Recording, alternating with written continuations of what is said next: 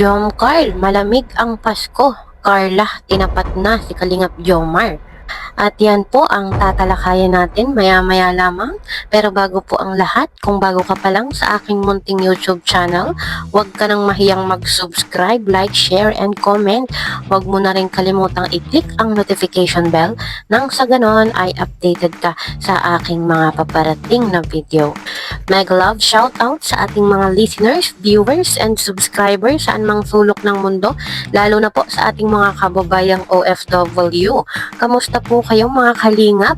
At syempre, patuloy po nating suportahan sina Kalingap Rob at ang ating ama ng kalingap, ang nag-iisang founder, si Kuya Val Santos Matubang. Kung maaari po ay no skip ads nang sa ganon ay mas marami pa tayong malingap na nangangailangan. At konting paunawa po, kung maaari ay tapusin muna ang kabuuang video nang sa ganon ay akma ang ating mga komento. Yun na nga po mga kalingap, tuluyan na bang manlalamig ang Jomcar sa isa't isa? Pero maiba po muna tayo mga kalingap at kakatapos nga lang po ng EDC Anniversary Collaboration kung saan nakasuporta ang dalawang mag-agum dito sa EDC. Pero bago ang lahat, ako muna ay hihingi ng pasintabi. Baka po may magsalita na naman dyan or mambash sa akin na bakit isiningit ko ang EDC sa aking vlog kahit ang aking topic ay Jomcar. At ipapaunawa ko po sa inyo na ako ay patuloy na susuporta sa lahat ng love team ni Kalingap Rob. Ako po ay walang bias. Lahat po sila ay sinusuportahan ko.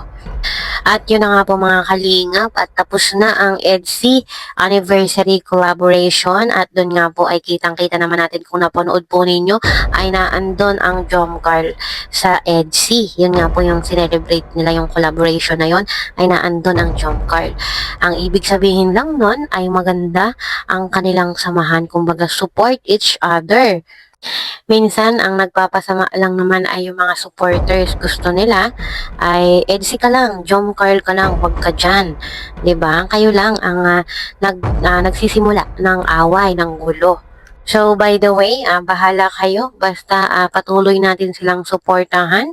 Lahat ng love team ni Kalingap Rob. At syempre, yung iba nating mga kalingap. At malaking tulong yun kay na Kuya Val, kay Kalingap Rob. At nakakatuwa nga at nandun ang Jomcar sa anniversary ng EDC. Kumbaga ay magandang tignan, ano po? At yun na nga, sa kabilang dako na nga tayo mga kalingap at nagkaroon nga ng pag-amin itong si Carla kay Kalingap Jomar. Kung napanood nyo nga po, yung vlog nila kay Kalingap Rob ay umamin itong si Carla dito kay Jomar. At ipinagtapat nga niya na ayaw niyang ma-fall. Baka daw po siya ay ma-fall tapos sa huli ay iiwan din sa ere. Kumbaga po ay nandun yung takot ni Carla, no? Andun nagsabi na siya na ayaw niya nga maiwan sa ere, ayaw niya nga maiwan sa huli. At yun nga, parang pakiramdam ko ay natatakot siyang sumubok. At meron nga pong natuwa, merong nainis doon sa sinabi ni Carla dito nga po kay Kalingap Jomar. Siguro dahil ganun yung thinking ni Carla dahil hindi pa nga po siya nagkakaroon ng boyfriend, wala pa siyang experience sa love life. Kaya siguro ganun na lang yung thinking niya dito nga po kay Kalingap Jomar.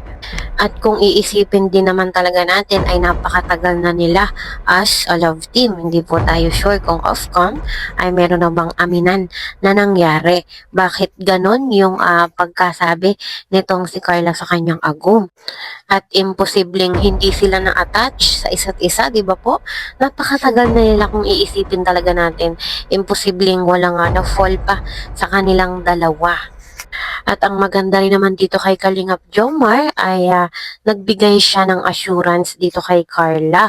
Kumbaga po ay sabi nga niya ay hindi niya iiwan ito at nandyan lang lagi nakasuporta. At kung napanood nyo nga po ay nagugulat itong si Kalingap Jomar sa mga sinasabi ni Carla.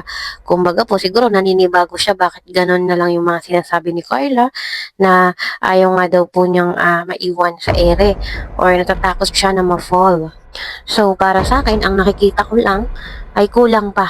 Dagdagan pa ni Kalingap Jomar para 100% na magtiwala itong si Carla sa kanya na ibigay, 'di ba? Yung ibig ko sabihin ay magtiwala siya. Kumbaga, hindi siya matakot na, hindi siya mag-isip ng kung ano-ano na maiwan siya sa ere.